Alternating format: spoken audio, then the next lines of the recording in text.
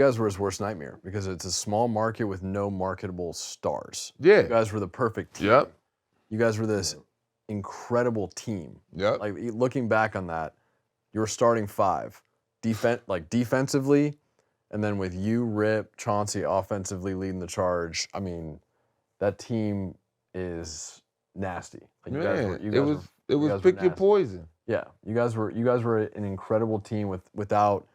If Detroit had LeBron, if you guys had a transcendent 30-plus point marketable star, different game. You were his worst nightmare. You had neither. Same. And he hated you. David Stern hated you. Oh yeah, he hated me. I think you were in his career the player that he hated most. Probably. Because I called him out on a lot of his bullshit, and I called him out on facts. And that's one thing that I noticed, that motherfuckers, when they're in higher power, they don't like to be called out on the facts where some shit that they did. Mm. What did David Stern do when he handed you that trophy? Yo, and I want y'all to go back. Y'all can go back and look at this.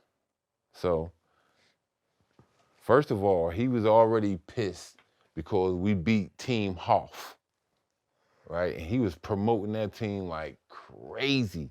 We didn't stand a chance. The fix was in. But when we defied that, heated. Came back that next year. Here we are in the championship again. Now we playing San Antonio. So he started for our series and our series only, he started calling San Antonio his team of United Nations. Oh, my team of United Nations, this and that, da-da-da-da. That's all it was in the whole media. So Game 7 in San Antonio, we sitting in the locker room. And it's a side room. And so me and D Ham sitting there, we watching the pregame interview with David Stern. That's all he kept saying. My team, United Nations, this and that. So me and D Ham looked at each other like, oh shit, the fix is in now. Like they gonna it then. Oh, they gonna be gunning for it. So then I'm like, all right, we thought that was it. So now, mind you, y'all can go back and look at this too, everybody. It's the first time that I've seen during my era the NBA had a flag up for every dude that was from another country. Now, mind you, it was on that San Antonio team that beat us the year after we won. It was 3 dudes. They had four Americans on that team. Everybody else was from another country, and they never did that again. And now, mind you, you've had European players for sure win championships on NBA team. You ain't never seen the Bulls hold up no fucking flag for Tony Kukoc. That Rasho Nesterovic, Bino Udra. So wait, was you guys lost that series in 7? Was that? Was Game 7? How was the officiating in Game 7? Oh yeah, they tried to get us. They had your man out there, Danny Crawford, punk ass was out there.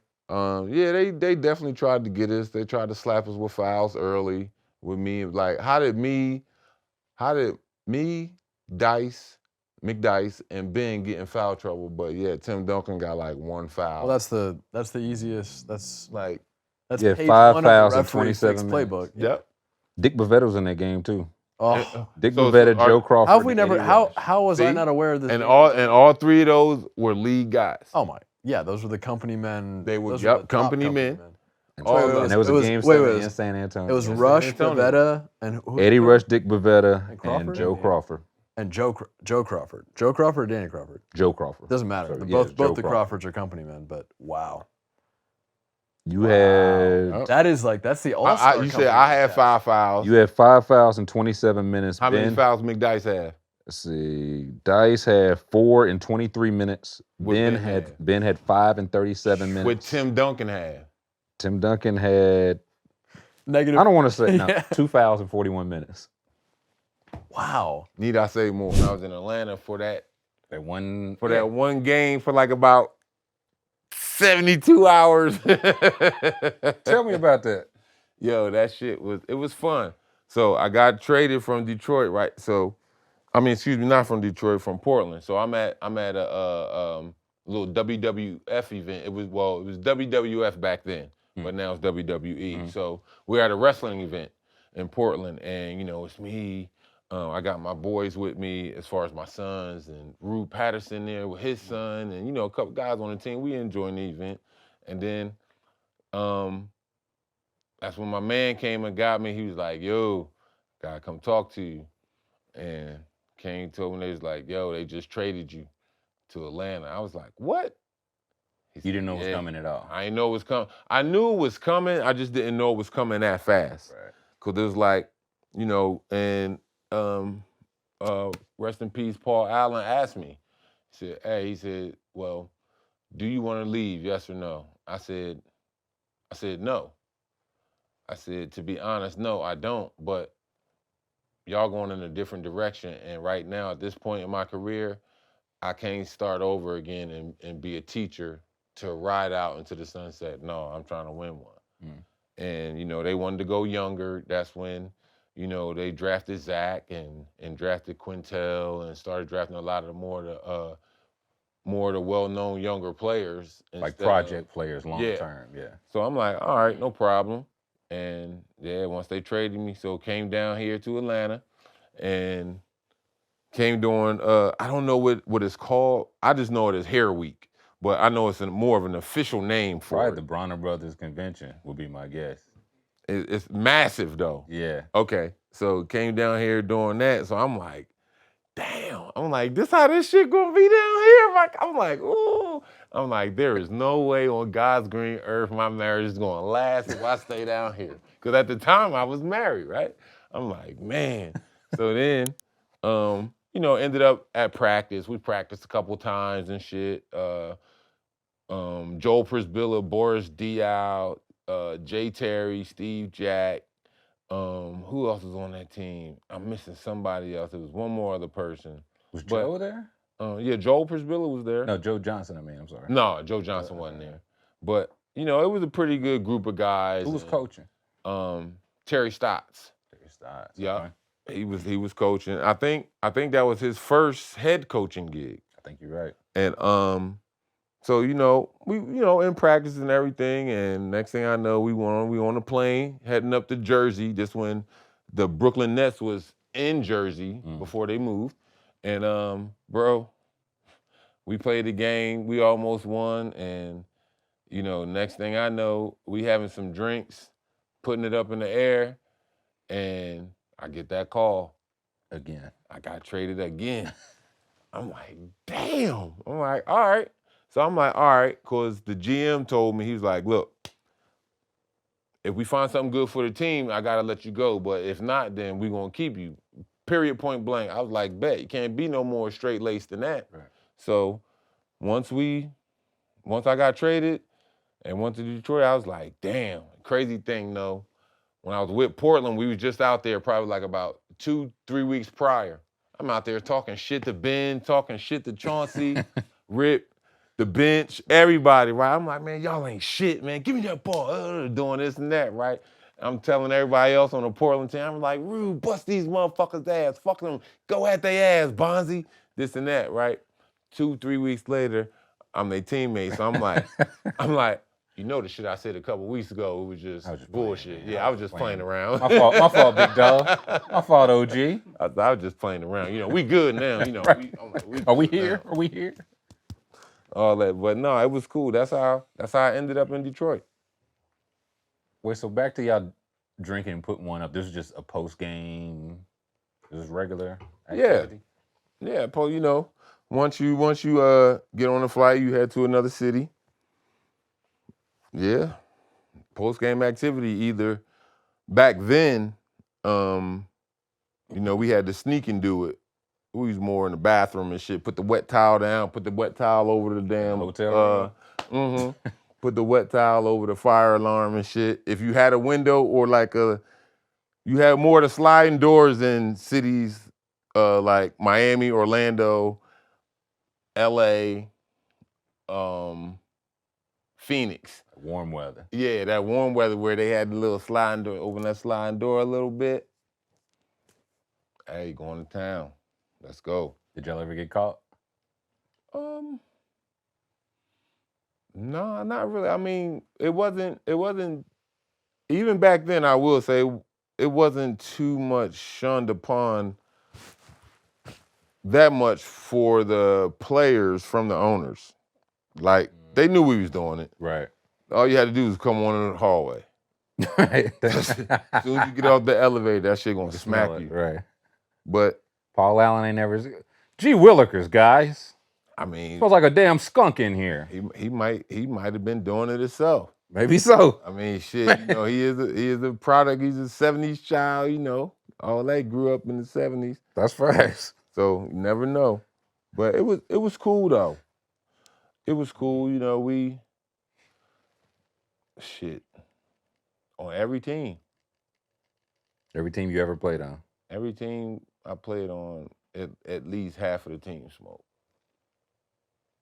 At least half. Washington too? Because you wasn't there that long. No, that's the only one I would say down there. It was like out of that crew, it was like about 4 dudes who smoked. I feel like that balanced out with Portland, who was probably like 12 dudes, right?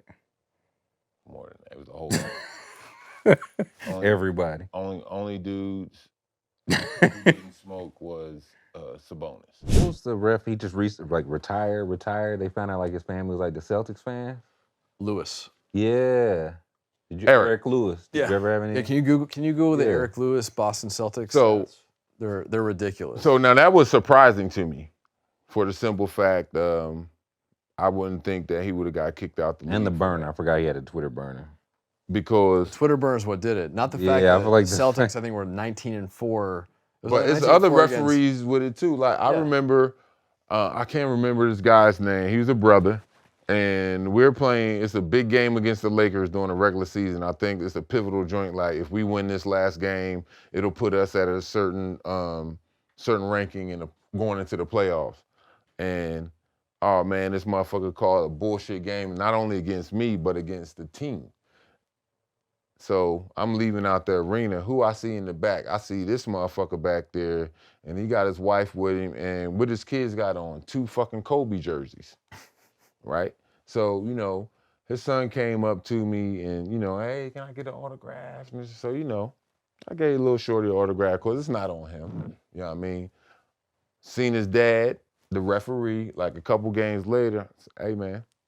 I said, I don't want no bullshit out here now. You know, I done signed a little autograph for your kid. I know you don't fuck with me. I don't fuck with you, but I don't want no more of this bullshit with these bullshit calls that y'all be calling on me. Oh, then, you know, you want to try to laugh it off. Then, no, motherfucker, I'm serious. Like, saw the kids in Kobe jerseys. Yeah, I like, and that shit I can go to the press with. But then now if I do that, oh, now it's embarrassing. Oh, no, I didn't. Bitch, your son got the motherfucking autograph right there. Right. On the mini basketball. Yeah, Celtics won 63% of the games he was refereeing. Most, like that's the highest for the game for the teams he was refereeing, which. See, and that shit, that's probably compares to the same stat with Scott Foster and Chris Paul. Chris Paul lost, like about 70, 80% of the games, something like that Scott Foster ref? No, I think it was Chris Paul's playoff record was slightly above 500. Yeah. And when Foster refed, he was 0-14. Mm-hmm. So like the statistical anomaly there is it's not coincidence. There's almost 0% chance that it is. And what's going to happen? I guarantee you gave Chris Paul 2 quick ones. And the next game, or whenever they do. No, the fact that Foster is officiating Chris Paul games, and the fact that he's still officiating at all. Yeah. Oh. Which again, so by the way, he's a league boy. Foster's a company man, but we did after Whistleblower, we did a deep dive investigation into Scott Foster, and I thought I had him. I thought I'd figure it out because he was giving Donahue was betting on Scott Foster games, and Donahue said that he went 1-6 off of his Scott Foster games. So against the spread, he had lost 6 out of 7, which I heard it, and Donahue won every game that Donahue bet on that he refereed. I mean, he won 95-ish%, I think. I bet he did. Right? Yeah, I bet he did. Because referees have full control of an NBA game. Mm-hmm. One bad referee can fully control an NBA game or any basketball game at any level.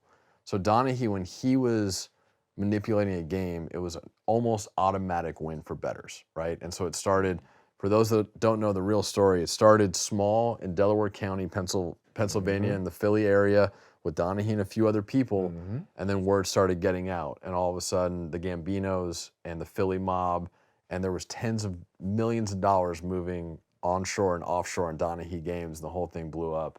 The feds caught wind of it, yada, yada, yada. When it comes to Scott Foster, I thought I had him because I thought the 1-6 might have been 6-1.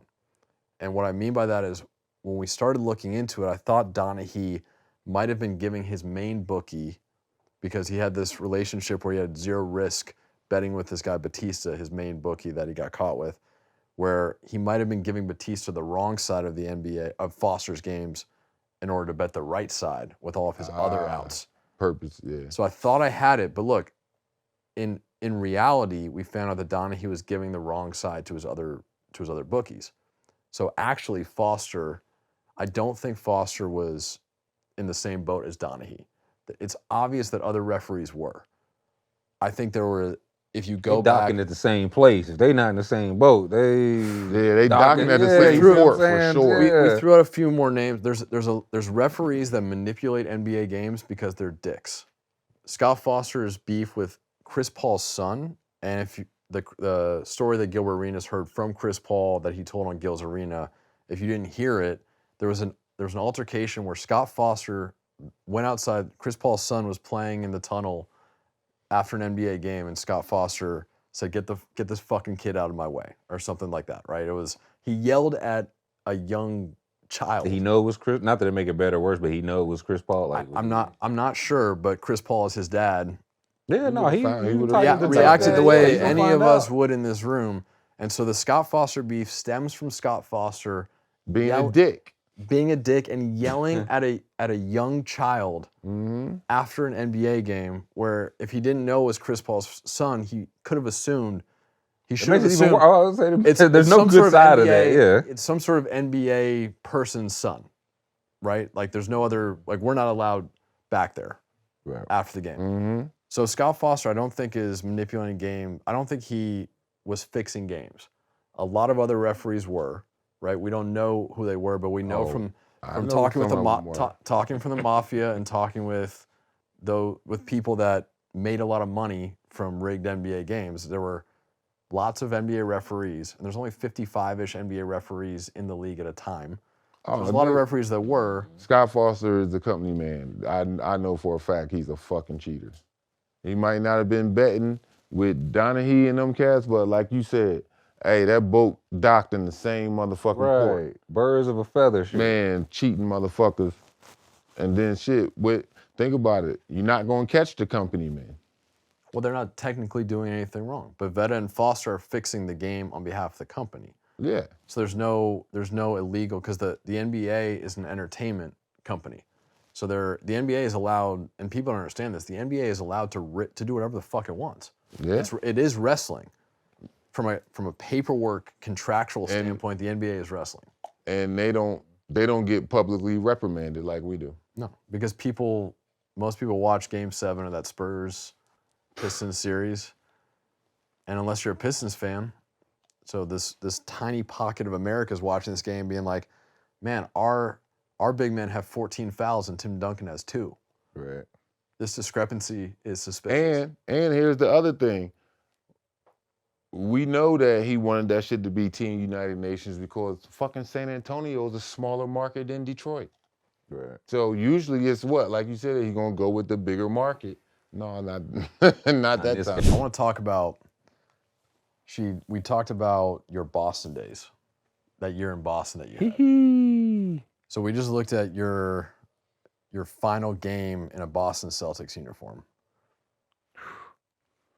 You put up, so Sheet's final game, you played 35 minutes because Kendrick Perkins got hurt, and you guys lost Game 7 to the Lakers in a game that was, it was 83-79. 83, nasty work. Nasty. Extremely nasty work. Nobody could score the basketball in that game.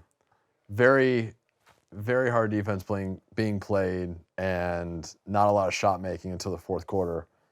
But you told me a really interesting story about the dynamic of the Celtics, which you, KG. So I mean, you should be in the Hall of Fame, but you, KG, Ray Allen, Paul, and Rondo were the starting five. So Yep. three bona fide Hall of Famers, one that should definitely be in the Hall of Fame, but the NBA hates you too much. I'm already And in there. Rondo, whose career is who had an incredible career as well. Can you tell the audience, tell Celtics fans about the dynamic of that last game? Because I know you're bitter that you didn't win that second championship. Yeah, we had it, man. It was a good game. It was their game 7. We had ended up back in LA, and we was right there. So Perk got hurt game 6. He wasn't. I forgot exactly what his injury was. I think it might have been like his back or his knee, something like that. But he was definitely out for game 7. So that thrusted me into the starting position. So I'm like, now, all right. So now I'm like, okay, I know how these guys play. I know how Rondo plays. I know how Paul plays. I know how KG play. I know how Ray play.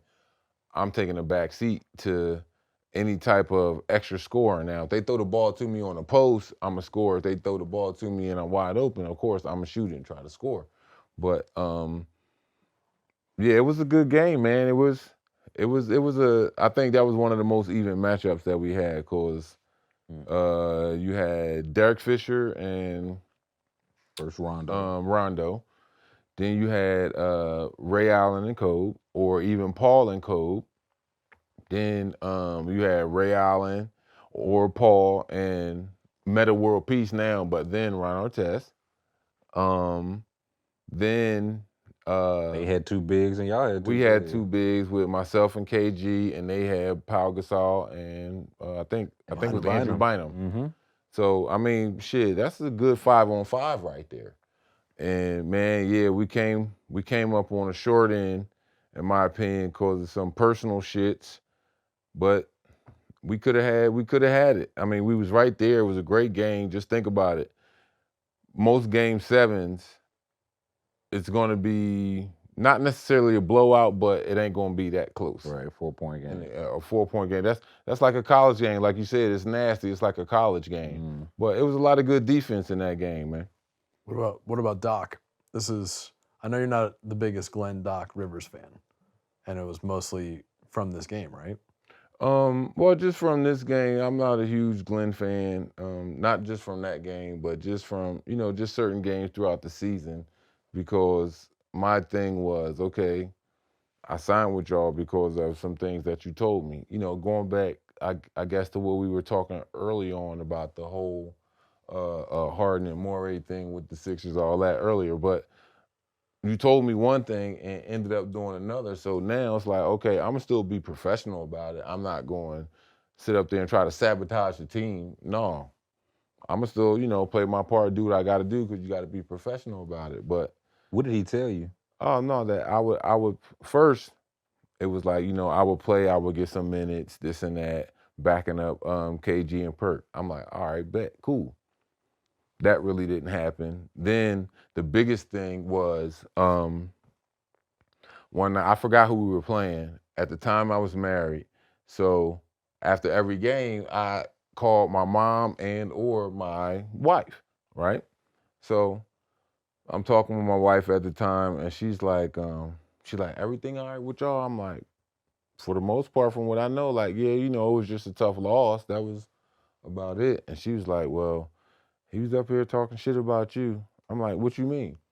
He was like, she was like, well, saying that you shooting too many threes, and he doesn't know why you not down there posting up. This is what your mother's telling you. No, this is what my wife said to me at the time. My wife. This is what she's saying to me, because she's she at the crib watching post game. Right. We in the locker room, so we not hearing post game or any of that shit. So she told me that. I was like, man, this cocksucker right here.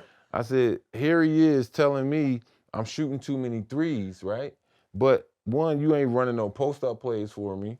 Two, if I'm not mistaken, you said between myself, my guy Eddie House, Ray Allen, Paul Pierce, we were the 4 best three-point shooters on that team. And then out of the 4, I was the lowest, of course, and which I wasn't too worried about. But Doc said, hey, they the only ones that got the green light to shoot the threes. So now, if you got me lifted either on the wing or in the corner, and you got your main guys running the play trying to score, and I get the ball at the end of motherfucker, I'm putting that shit up.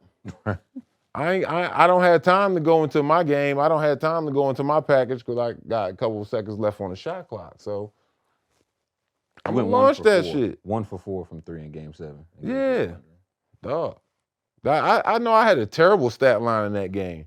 Wasn't too bad. But I know 5 for 11. I will say this though, and I do thank some of the Boston fans for this. Because when we got back to Boston, there was a lot of Boston fans that was like, "Hey, I see you played your heart out right there for that time. You know, I got a new respect for you, a different perspective of you. This and that." Is like, yeah. So I was like, that made me feel good about it a little bit. As far as I guess you could look at that as a consolation prize almost. That at least some of the fans, recognize the hard work and shit that we all did out there. Mm. But Doc, when you talk about, you and Tyler were talking earlier about a coach being a chemist and putting together all the right elements. Doc didn't do that. Because as a fan, this is where it's like, as fans, when you watch a game, you don't feel like he's doing that. You don't feel like Doc Rivers is playing chess.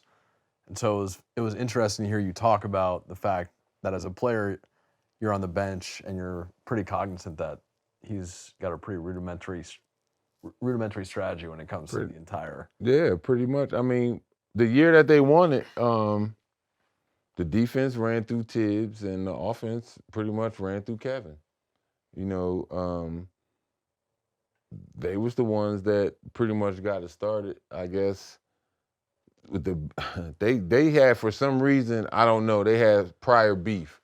That team had prior beef before I got there, between a major guys. So I don't know what the cause of it was or whatever, but Beef between KG, Ray, yeah, Paul, the guy, or not. Yeah, the core guys on that team. Like, it wasn't my question. It wasn't me questioning, like, hey, why you guys beefing? Right. I'm new to the team, so I got to sit back and look at, the other guys, because we all professional, ain't trying to step on no toes.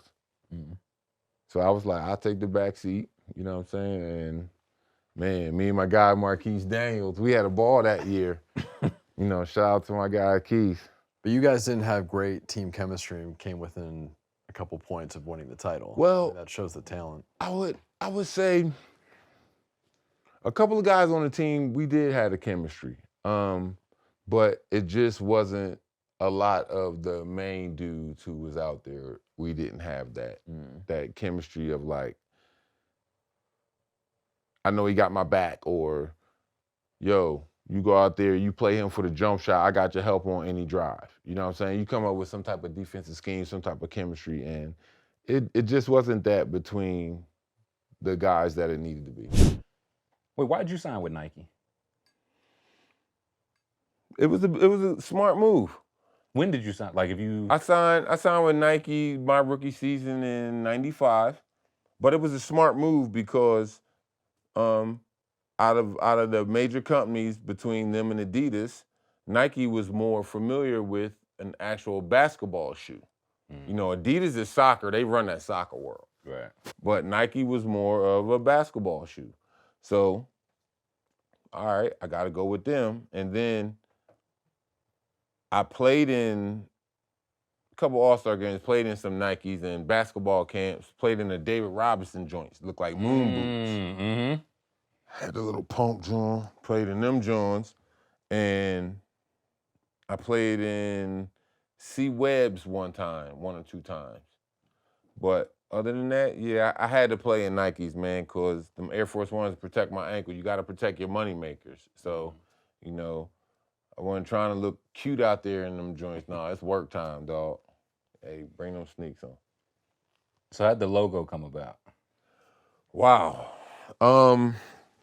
When I was in Portland, it was I can't remember the young brother's name. It was a graphic design artist that my cousin knew. And, he was just like, well, what are some of the things that describe and define you? And I was like, well, shit. I mean, you could tell me more because you're coming from a fan perspective. Like, what could you tell me more that I'm known for? And then he was like, more of the yelling, and so That was the first logo. it was. Yeah, it was my face, and like he did it some way. It looked thorough though. Yeah. And it was me yelling, and then that's when the next one came, and it was the turnaround, and we worked more and more on a turnaround to make it the Sheed Man what it is now. When was that? 19, I want to say it might have been like 97, 98, around that Still time. in Portland. Yeah, I was in Portland. Okay. I was in Portland. And another thing too, before now, they done took my shit and ran with it. What do you mean? It is Anthony, what do you mean? Is. So, I was the first one to have some basketball shoe cleats. Yeah? I had some Air Force One cleats. Both my guys, Nico, shout out to my man Nico Harris. He's Dallas, right? Yeah, he's with Dallas. He was working with Nike at the time. That was my Nike rep. And it was another guy named Mike Torres. And came up with it, and they cut out the bottom and glued in cleat bottom and did whatever they did for the shoe to put all that shit together. Yeah, I was playing softball in it. Damn. When I was in Portland, every year we played softball. Me, Damon Stoudemire, Bonzi Wells, a bunch of guys on the team. We always would play softball. So, yeah, I had my little basketball shoe cleats before they was even thought about. Would you ever bring them back? Let some guys in the league wear them? It ain't what? No, I want nobody wear Air Force Ones. I already know this. Fuck out of here. Guys be wearing a lot of stuff. Like pregame, they'll put some on tape. I was gonna say they'll put some on tape. I was about to say pregame, pre and post. Yeah, they ain't playing in no Air Force Ones now. Why? Cause they too heavy for most cats. A lot of cats like to play in low top. I don't see how these 7-footers be playing in low tops. Oh, it's lighter shoe, it's fast. Yeah, it is a lighter shoe. It probably do make you feel faster. But that's why when you get an ankle sprain, opposing to you being out a couple days, you out for 3 weeks.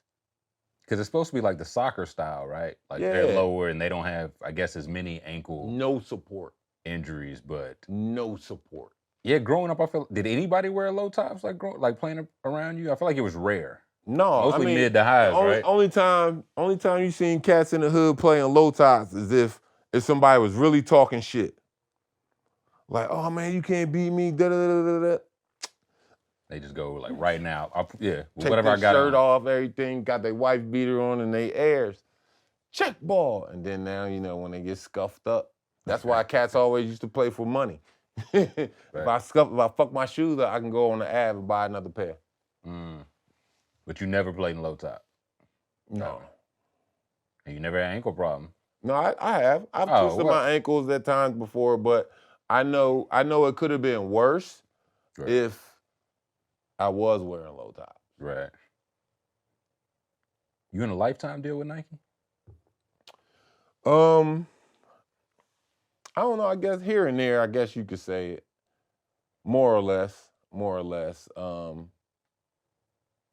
They do it like a marriage contract should be every 3 years. So I mean, that's fine with me though. I roll with that. That's cool. They like send you like free gear, shoes and shit? Yeah, if I ask for it. Or then like, I got to do my appearances and do my camps and stuff. So that's all part of it. But I get enjoyment out of that though. Right. You know what I'm saying? Because it's fucking around with the younger high school kids and shit. That's how I met Chet and who else? Paulo, who was some of the other guys? And Cam Reddish, RJ, who else? Trey was out there.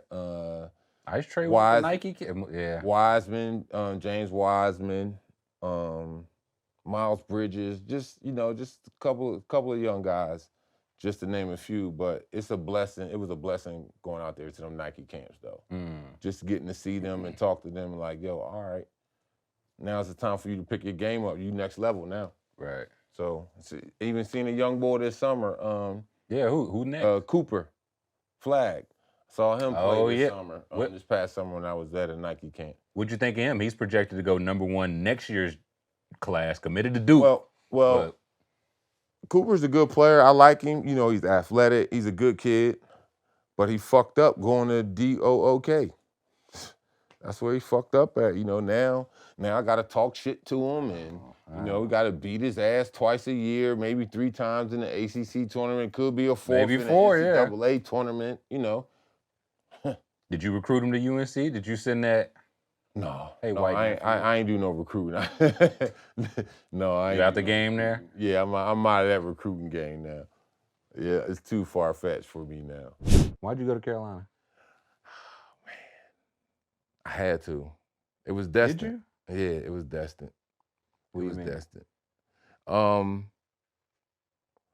It was one of my Final Four.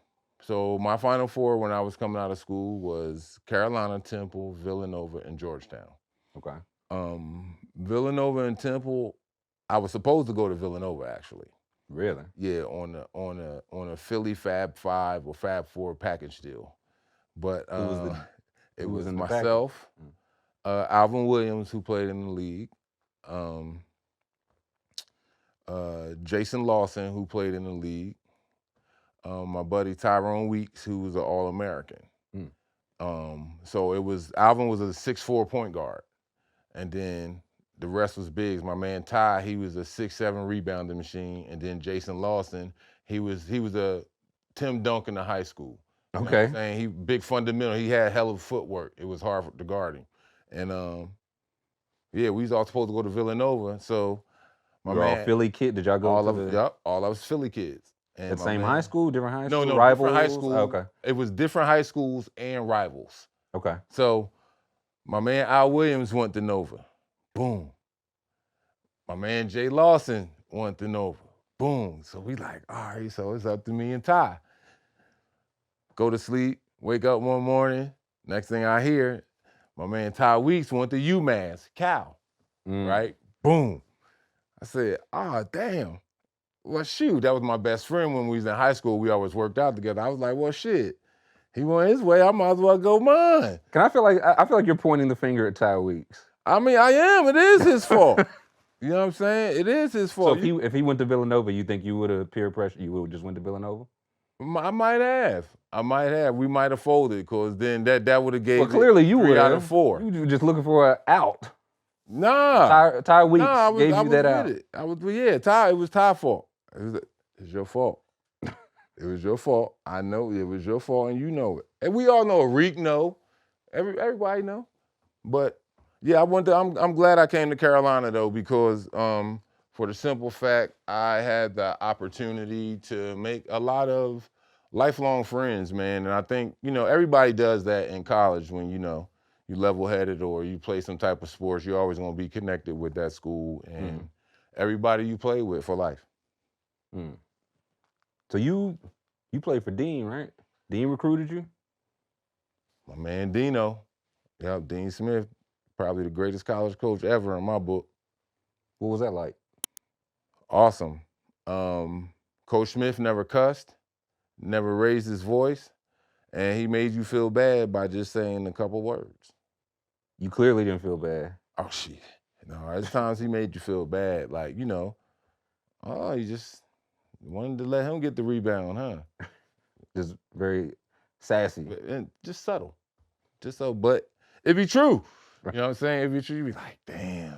Like, then, it make you feel like I let Coach down. But no, playing for Coach Smith, it was a blessing, man. It was a blessing. That's one of the greatest collegiate coaches. I think that's one, not only collegiate, just basketball, period. He was well respected on every level, high school, college, by his peers, and NBA coaches, GMs, and owners. So was it him where that started, like the Carolina guys used to come back and run with the younger guys? Was that Dean Smith that started that? From my knowledge, yes. Because that was one thing when I was there my freshman year, ones who came back consistent was Rick Fox came back, George Lynch came back, J.R. Reed, came back. King Rice came back. We had a couple of guys from, Dean's early eras that came back, and it was us against them. It was always the Carolina guys who was going to school now against the veterans for maybe about the first 3-4 games. And then, depending on if the vets wanted to play some more or not. Right. If they didn't, Swap it then out. we mixed it up. But yeah, it came back, and it was like that for so long. I came back, Stackhouse came back, Jeff McGinnis came back. We all came back. When did that still go on? Do you know? From my knowledge, yeah. Guys still come back as far as with that coach, like Roy's guys still come back. Some of his dudes come back. He actually has some of his guys on the bench. Marcus Page, they just hired him over there. That was a good thing. Sean May, so everybody is always like, yo, it's that brotherhood. That's what keeps us going, because it's almost like a fraternity. Right. You know what I'm saying? It's like whatever you might need something down the road. Say if I'm a coach at Hackensack State Community College University. Shout out to Hackensack. And you hit me like, yo, I'm down and out. I got the space. Yo, come on. With no question. And that's how Coach Smith was. Ooh, OG. You hear me? Yeah. OG. Coach, and you can ask like a majority of Carolina coaches that's veterans, Coach Smith will hit you like, yo, I have a guy that I'm going to send to you. I need him to be on your team, and let me know how everything goes. End the conversation. That's all that need to be said. And somehow, some way, guess what you better do?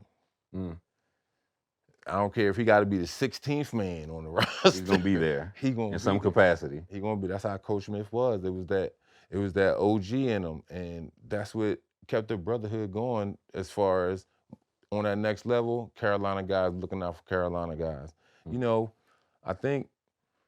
I want to say it's either us or y'all that has the most NBA championships. As far as like, just looking back, going through history, you can even go maybe let's say the last like 50 years, you know what I'm saying? I think, yeah, it's between us, but it's completing that mystique about our schools.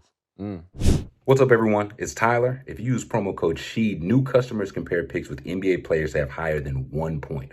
All they have to do is score 1 point to win. This is the easiest way to make money on Underdog, so make sure you sign up with code SHEED to take advantage and win some money.